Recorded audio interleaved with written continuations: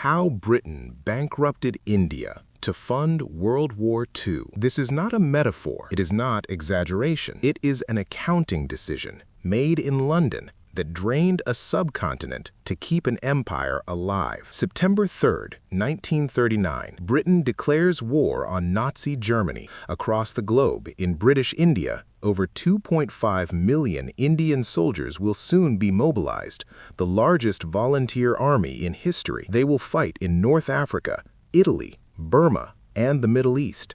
They will bleed for an empire that is not their own. But the greatest contribution India makes to Britain's war effort is not measured in battalions or casualties. It is measured in currency, sterling, numbers written into ledgers. Between 1939 and 1945, Britain would finance a significant portion of its war by quietly bankrupting India through a mechanism that later became known as the Sterling Scandal. Little did they know, this financial decision would reshape the end of empire itself. By the late 1930s, Britain was already financially exhausted.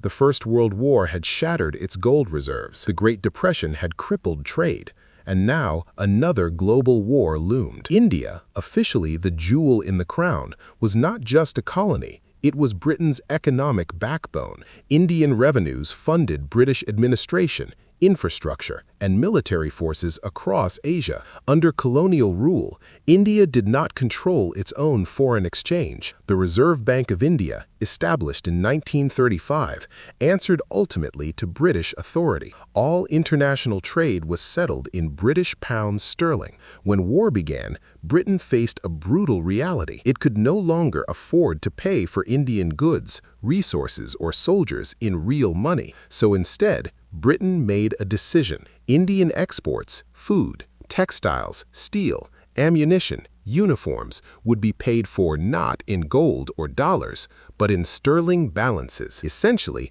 IOUs credited to an account in London. India was producing, Britain was consuming, and the bill was never paid. By 1945, these sterling balances would exceed £1.3 billion, a staggering sum equivalent to tens of billions today. This moment was critical because while Britain fought for survival, India was being economically bled dry, silently. By 1940, the war situation had turned dire. France had fallen. The Luftwaffe pounded British cities nightly. Britain stood alone. Every rifle mattered. Every shipload of supplies counted. India became a wartime factory. By 1942, Indian steel plants in Jamshedpur ran non-stop. Cotton mills in Bombay produced millions of uniforms.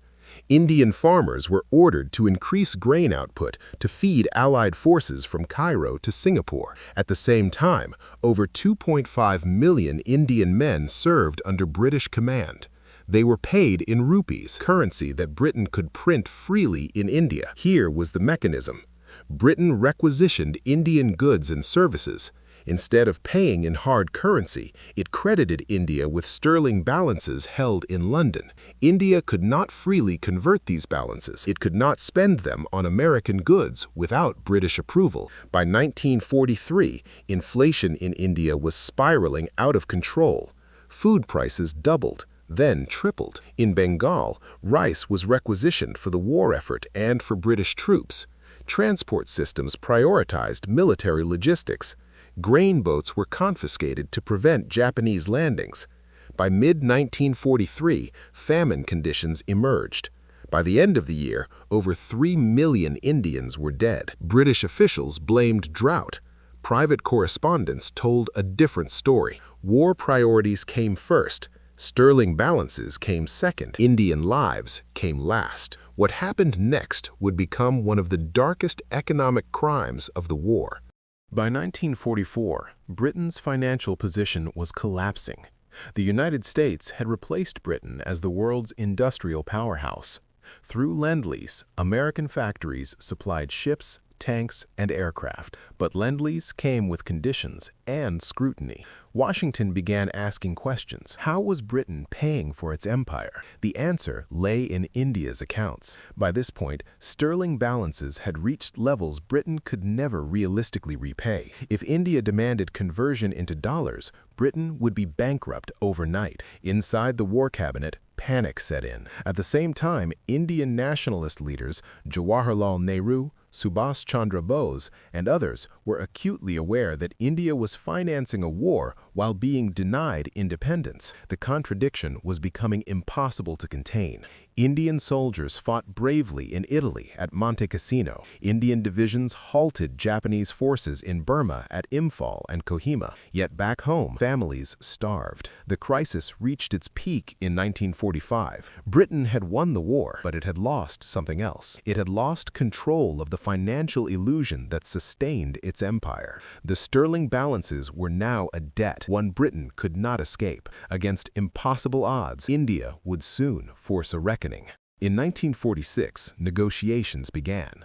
Britain attempted to freeze the sterling balances, restricting how much India could withdraw each year. The goal was simple: delay repayment indefinitely. But the world had changed. Britain was exhausted.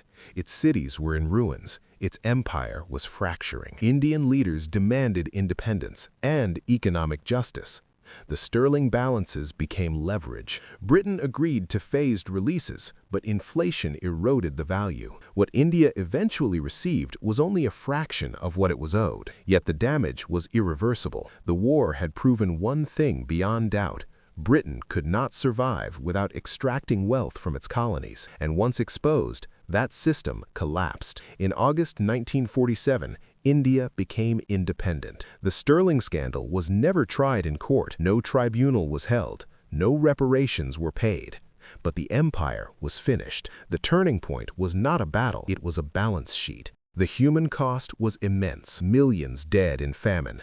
An economy distorted for decades. A newly independent nation burdened by wartime inflation and depleted reserves. For Britain, the consequences were equally profound.